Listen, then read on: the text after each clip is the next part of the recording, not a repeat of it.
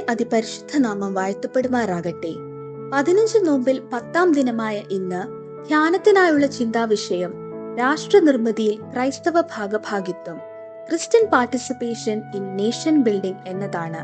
ഇതിന് ആധാരമായി തിരഞ്ഞെടുത്തിരിക്കുന്ന വേദഭാഗം വിശുദ്ധ ലൂക്കോസ് എഴുതിയ സുവിശേഷം 20-ാം അധ്യായം 19 മുതൽ 26 വരെയുള്ള വാക്യങ്ങൾ. കുറിവാക്യമായി വാക്യം 25. എന്നാൽ കൈസർക്കുള്ളത് കൈസർക്കും ദൈവത്തിനുള്ളത് ദൈവത്തിനും കൊടുപ്പീൻ എന്ന് അവൻ അവരോട് പറഞ്ഞു.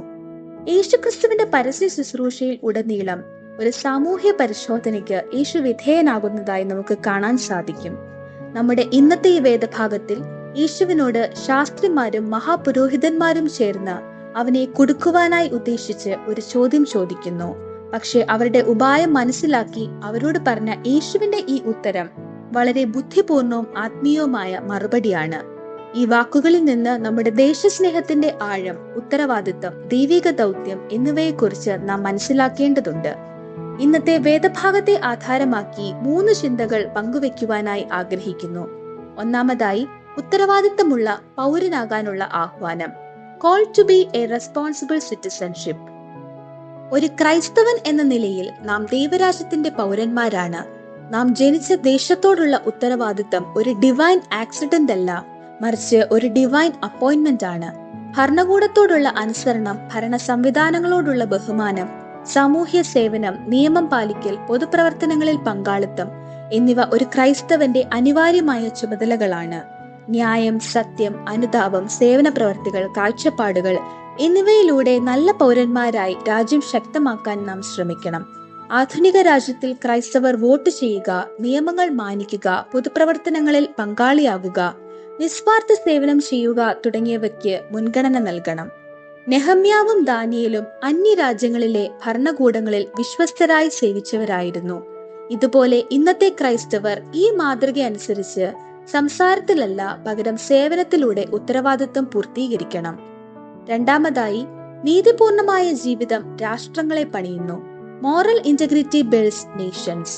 ക്രൈസ്തവരുടെ രാഷ്ട്ര പങ്കാളിത്തം തങ്ങളുടെ ആത്മീയതയുടെ പ്രതിഫലനം ആകണം.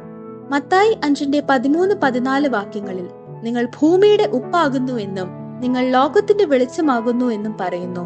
ഓരോ മനുഷ്യനെയും ദൈവം ഈ ലോകത്തിൽ അയച്ചിരിക്കുന്നത് ഉപ്പും പ്രകാശവുമായിട്ടാണ്. രാജ്യത്തിന്റെ നന്മയ്ക്കായി ഭരണകൂടങ്ങളിൽ സത്യസന്ധത വരുത്താനും സമൂഹത്തിൽ നീതിയും സ്നേഹവും പ്രചരിപ്പിക്കാനും നമ്മൾ പരിശ്രമിക്കേണ്ടതുണ്ട്. യേശു തന്റെ മറുപടി കൊണ്ട് ശാസ്ത്രിമാരുടെ കപടത വെളിപ്പെടുത്തുന്നു. ഒരു ക്രൈസ്തവൻ അഴിമതിയില്ലാത്ത സത്യസന്ധമായ ജീവിതം നയിക്കുന്നതിലൂടെ രാജ്യം പുനർനിർമ്മിക്കാൻ സഹായിക്കുന്നു. നാം ജോലി ചെയ്യുന്ന സ്ഥലത്ത് അഴിമതിക്ക് എതിരായി നിലകൊള്ളണം. എതിർക്കപ്പെടുമ്പോഴും സത്യത്തിൽ ഉറച്ചു നിൽക്കുന്ന ജീവിതം, അതാണ് രാജ്യത്തിന്റെ നന്മയ്ക്ക് തുണയാകുന്നത്. ഒരു രാജ്യത്തിന്റെ നിയമങ്ങളും സംസ്കാരവും രൂപപ്പെടുന്നത് അതിലെ ജനങ്ങളുടെ മാന്യതയിലും ആത്മീയതയിലും നിന്ന് തന്നെയാണ്. ആ ആത്മീയത നാം നമ്മുടെ മാതൃകയാക്കാൻ ശ്രമിക്കണം. ഈജിപ്തിൽ വിശ്വാസത്തോടെയും ജ്ഞാനത്തോടെയും ഭരണഘടനയിൽ ഇടപെട്ട് ഒരു രാഷ്ട്രത്തെ ദുരിതത്തിൽ നിന്ന് രക്ഷിച്ചവനാണ് യോസഫ്. അതുപോലെ പ്രാർത്ഥനയിലൂടെയും ഉപവാസത്തിലൂടെയും യഹൂദ ജനത്തെ ഹാമാന്റെ ദോഷകരമായ തന്ത്രങ്ങളിൽ നിന്ന് രക്ഷിക്കുവാൻ ദൈവം തിരഞ്ഞെടുത്ത വ്യക്തിയാണ് എസ്തർ. മൂന്നാമതായി, ദൈവരാജ്യ നിർമ്മാണത്തിൽ എന്റെ പങ്കാളിത്തം, my participation in the building of God's kingdom. ഇന്നത്തെ കുറിവാക്യത്തിലൂടെ യേശു പറയുന്നു, ദൈവത്തിനുള്ളത് ദൈവത്തിന് കൊടുപ്പീൻ. അതായത് നമ്മുടെ ഹൃദയം, ജീവിതം, കഴിവുകൾ എല്ലാം ദൈവത്തിന് സമർപ്പിക്കേണ്ടത് നമ്മുടെ കർത്തവ്യമാണ്. ദൈവരാജ്യത്തെ ഈ ഭൂമിയിൽ വികസിപ്പിക്കാനുള്ള ദൗത്യം നമുക്കുണ്ട്. സ്നേഹത്തിന്റെ രാജ്യം, കരുണയുടെ സംസ്കാരം, സേവനത്തിന്റെ ആത്മാവ് ഇതെല്ലാം നമുക്കിടയിൽ സജീവമാകുമ്പോൾ രാജ്യത്തെ നമുക്ക് മാറ്റിമറിക്കാൻ കഴിയുന്നതാണ്.